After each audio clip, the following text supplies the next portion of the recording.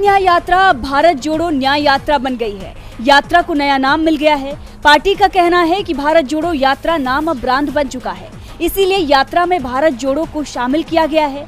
कांग्रेस अध्यक्ष मल्लिकार्जुन खड़गे की अध्यक्षता में हुई बैठक में यात्रा के रूट पर मुहर लगा दी गई है। 14 जनवरी से राहुल गांधी भारत जोड़ो न्याय यात्रा मणिपुर की राजधानी इम्फाल से शुरू करेंगे और 67 दिनों बाद 20 मार्च को मुंबई पहुंचकर यात्रा को समाप्त करेंगे। इस दौरान कुल 6,700 किलोमीटर का सफर तय किया जाएगा। ये यात्रा 15 राज्यों और 110 जिले और 100 लोकसभा और 337 विधानसभा सीट को कवर करेगी। पहले रूट में अरुणाचल प्रदेश को शामिल नहीं किया गया था, क्योंकि अरुणाचल में यात्रा को मंजूरी नहीं मिली थी, लेकिन अरुणाचल सरकार से मंजूरी मिलने के बाद उसे रूट में शामिल कर लिया गया है।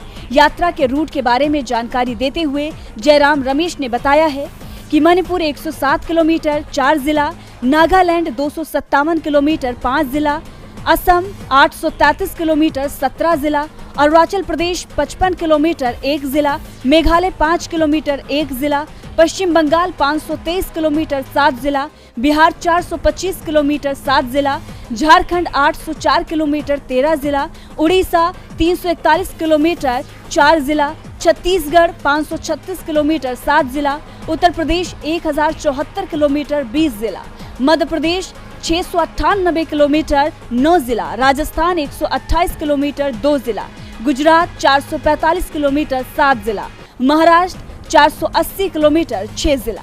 यात्रा इम्फाल, कोहिमा, जोरहाट होते हुए अरुणाचल प्रदेश के ईटानगर पहुंचेगी। पहले यात्रा के रूट में अरुणाचल प्रदेश शामिल नहीं था। अरुणाचल के बाद यात्रा फिर असम के दिसपुर, गुवाहाटी होते हुए पश्चिम बंगाल के कूच बिहार पहुंचेगी। उत्तर बंगाल के अधिकांश जिलों को कवर करते हुए सिलीगुड़ी होते हुए बिहार के अररिया, किशनगंज होते हुए यात्रा एक बार फिर बंगाल में प्रवेश करेगी। यहाँ मुर्शिदाबाद होते हुए यात्रा झारखंड में बढ़ेगी। झारखंड में धनबाद, रांची, जमशेदपुर होते हुए यात्रा ओडिशा पहुंचेगी। यहां से एक बार फिर बिहार के सासाराम होते हुए यूपी में वाराणसी के रास्ते प्रवेश करेगी। यूपी में यात्रा प्रयागराज, अमेठी, रायबरेली, लखनऊ, बरेली, अलीगढ़, आगरा होते हुए राजस्थान के धौलपुर पहुंचेगी। धौलपुर से एमपी के ग्वालियर, गुना, उज्जैन होते हुए एक बार फिर राजस्थान के बांसवाड़ा पहुंचेगी। यहां से फिर गुजरात में यात्रा प्रवेश करेगी।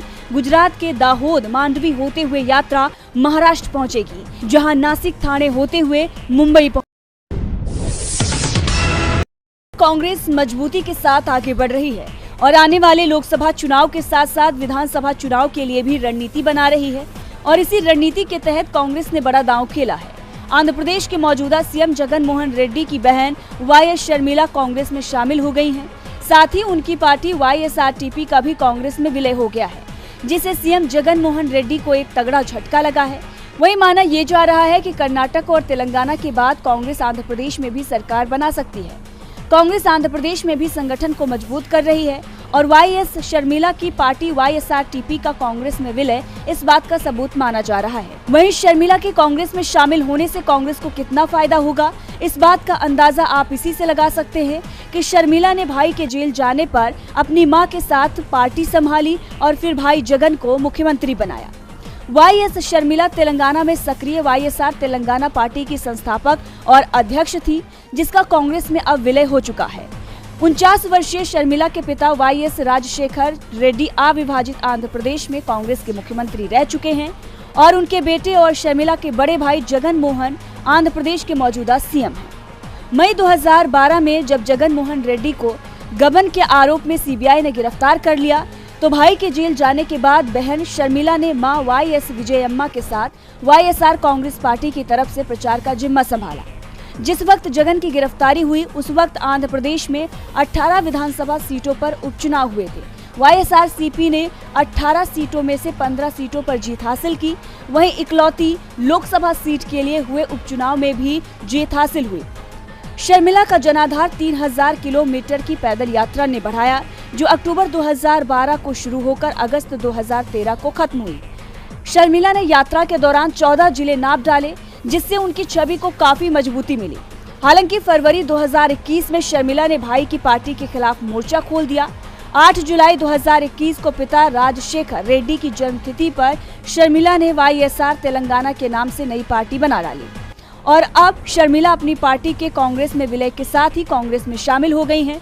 कांग्रेस में शामिल होने के बाद वाईएस शर्मिला ने बयान दिया और कहा कि आज वाईएसआर तेलंगाना पार्टी का कांग्रेस में विलय हो गया है और मुझे विलय कर बहुत खुशी हुई है। मुझे बहुत खुशी हो रही है कि वाईएसआर तेलंगाना पार्टी आज से भारतीय राष्ट्रीय कांग्रेस का हिस्सा बनने जा रही है। कांग्रेस पार्टी अभी भी हमारे देश की सबसे बड़ी धर्मनिरपेक्ष पार्टी है। साथ ही उन्होंने ये भी कहा कि राहुल गांधी को प्रधानमंत्री बनाने का सपना मेरे पिता ने देखा था, जो अब पूरा होगा। वहीं बताया ये भी जा रहा है कि सीएम जगन मोहन रेड्डी ने बहन वाईएस शर्मिला को मनाने के लिए अपने चाचा वाईएसआर सीपी के पूर्व सांसद वाईवी सुब्बा रेड्डी को भेजा था, लेकिन बातचीत विफल। में ना दोस्ती पक्की होती है और ना रिश्ते स्थायी होते हैं। सब कुछ वक्त और जरूरत के मुताबिक तय होता है। जैसे इस समय बीजेपी की मनमानी को देखते हुए कई विपक्षीय दलों को ये महसूस हुआ है कि बीजेपी को तीसरी बार सत्ता में आने से रोकना ही होगा और इसके लिए अलग अलग विचारधाराओं के दलों ने हाथ मिला लिया है। 28 दलों का इंडिया गठबंधन इस समय बीजेपी के लिए सबसे बड़ी चुनौती बन गया है और अब ऐसा लग रहा है कि अगले 10-11 दिनों में इंडिया के दलों की गिनती 28 से बढ़कर 29 हो जाएगी, क्योंकि मायावती इंडिया की ओर दोस्ती का हाथ बढ़ा सकती हैं।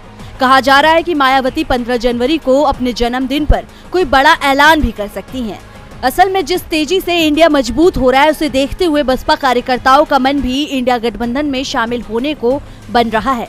इसलिए उनकी नजरें पार्टी मुखिया मायावती पर टिकी हुई है कि वो गठबंधन को लेकर क्या फैसला लेती हैं। दरअसल कुछ दिनों पहले मायावती ने बिना किसी का नाम लिए कहा था कि कब किसको किसकी जरूरत पड़ जाए कुछ कहा नहीं जा सकता। उनकी इस बात से संकेत मिल रहे थे कि जरूरत हुई तो मायावती इंडिया में शामिल हो सकती हैं। हालांकि मायावती अकेले चुनाव लड़ने का ऐलान कर चुकी हैं, लेकिन अब देखना होगा कि मायावती अपने समर्थकों की इच्छा का सम्मान करते हुए इंडिया गठबंधन में शामिल होती हैं या फिर एकला चलो की राजनीति पर टिकी